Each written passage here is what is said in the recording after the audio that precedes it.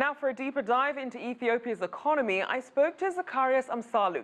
He's the founder and managing director of IBEX Frontier, which advises on investments in Ethiopia.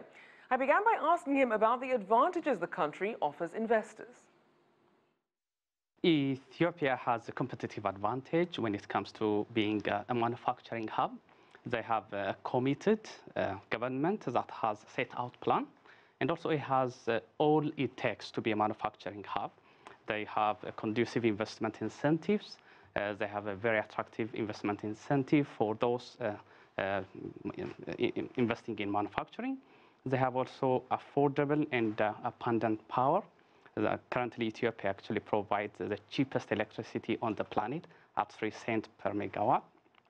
They have invested and continue to invest in the infrastructure, transport, logistics, electrified train system, and also they have a trainable workforce. 60% of the 100 million population is young and working population. There is also a market access.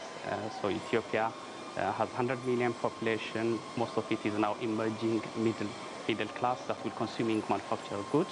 Ethiopia is a founding member of COMESA, the trading bloc that has about 500 million population.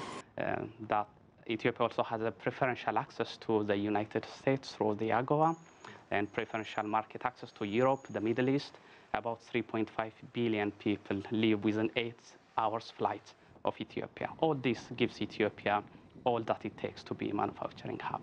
So Ethiopia certainly has a lot of selling points. Now, what about concerns? What are the main issues that investors have about deciding whether or not to open business in Ethiopia? First is being acquainted with Ethiopia. Ethiopia is obviously coming to the fore of investment destination.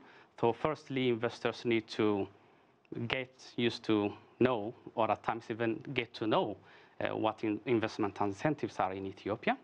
Obviously, there is knowledge that comes, and also finding the right partners within Ethiopia if they're going for joint venture operation.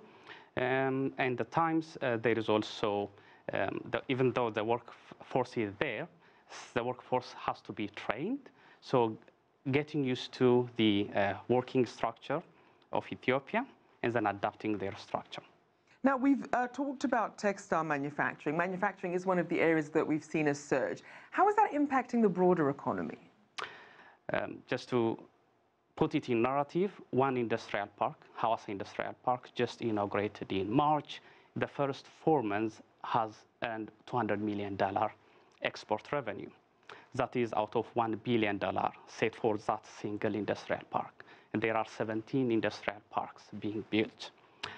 To put that in context again, if you take Egypt, the largest cotton exporter producer in Africa, has earned $947 million in 8 months. So one single industrial park in Hawassa has earned about 21% of the entire Egypt export in textile for 8 months. So that one impact is export revenue, which is crucially needed in Ethiopia.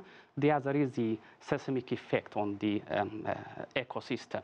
For example, cotton production. Ethiopia has a huge cotton production potential.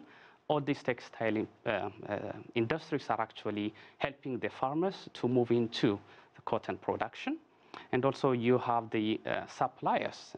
Ethiopia is pushing for import substitutes. So all those textile industries are actually currently substituting import and getting also supplies. And one particular impact is also from real estate. One industrial park is having about 60,000 to 100,000 employees. So what the government is doing is giving microfinancing to the local community, build real estate, and rent for those employees. So basically, overnight, the government is creating real estate entrepreneurs. Now, looking beyond Ethiopia, looking at some of its foreign investors, especially China, how do you see China's role in Ethiopia now, and how do you see that in the longer term? Obviously, China is the single largest FDI source for Ethiopia.